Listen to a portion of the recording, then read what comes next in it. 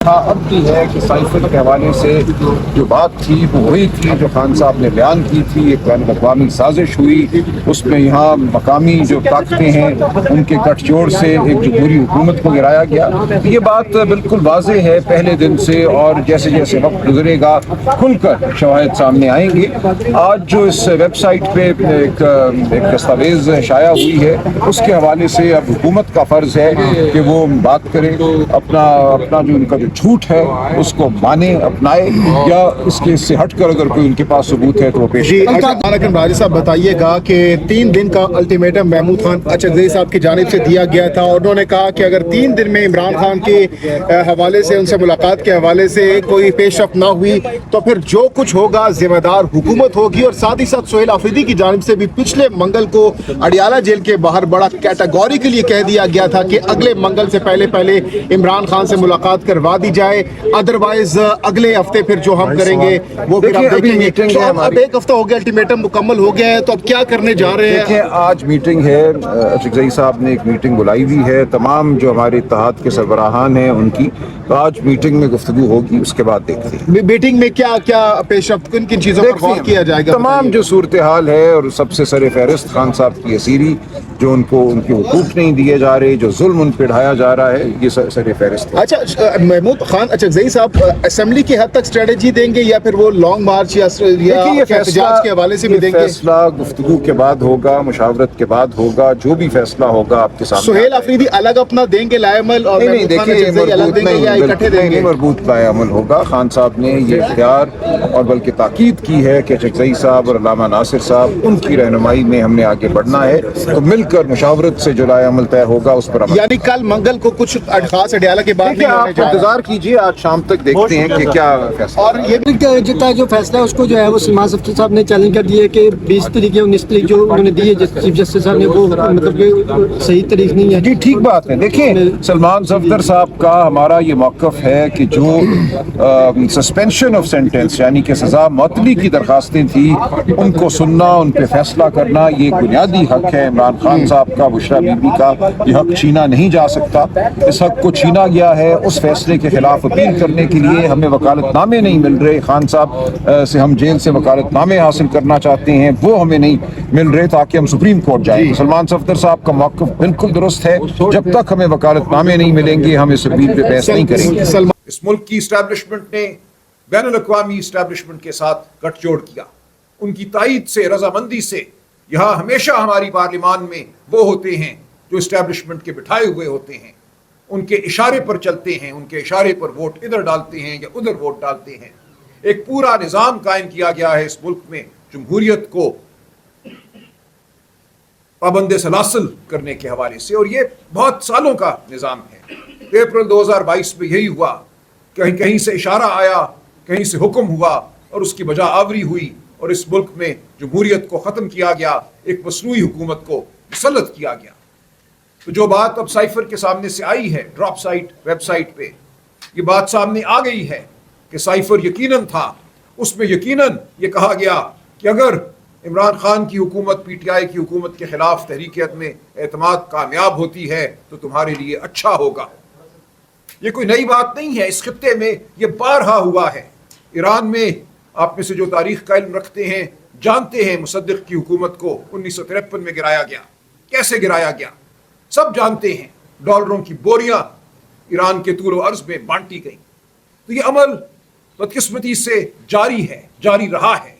हम इसका शिकार हैं, इस मुल्क के अवाम इस अमल का शिकार हैं।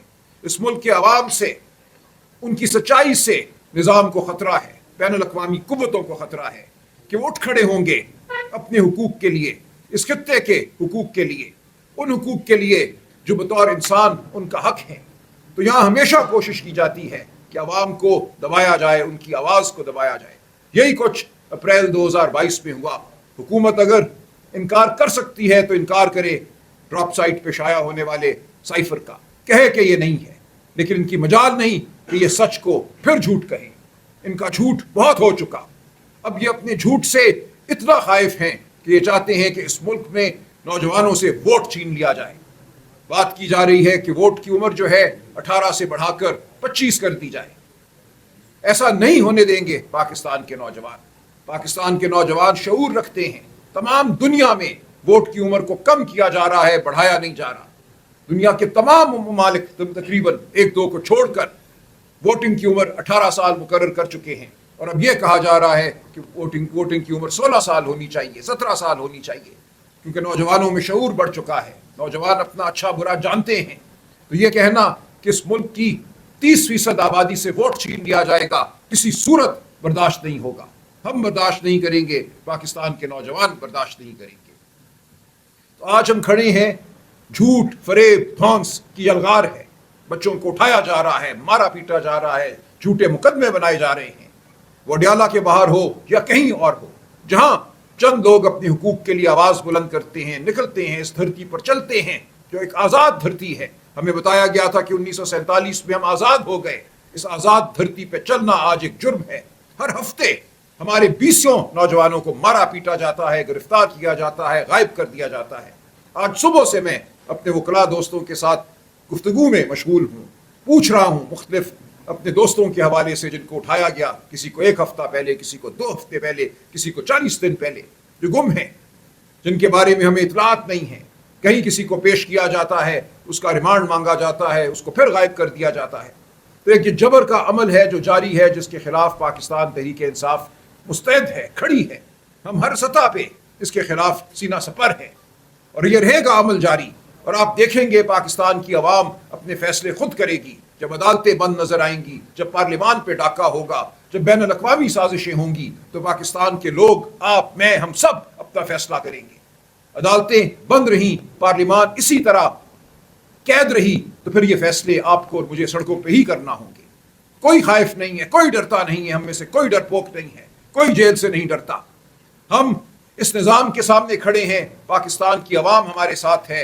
आज जो मईशत की हालत है वो झगड़ा साहब अभी बयान करेंगे।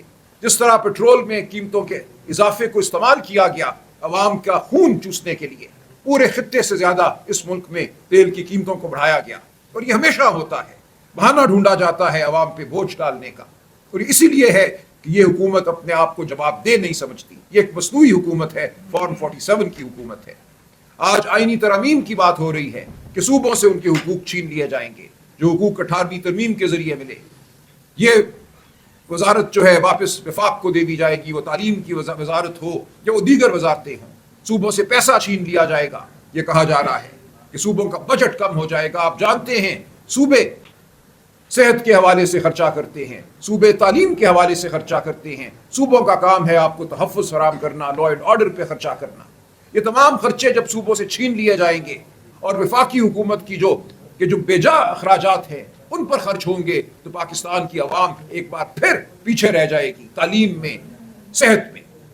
तो ये वो मामलात हैं जिनके लिए हमने खड़े रहना है, हमने आवाज़ बुलंद करते रहना है। मेरे साथ आज असद कैसर साहब मौजूद हैं, तैमूर झगड़ा साहब मौजूद हैं, ये तफसीली बात करेंगे।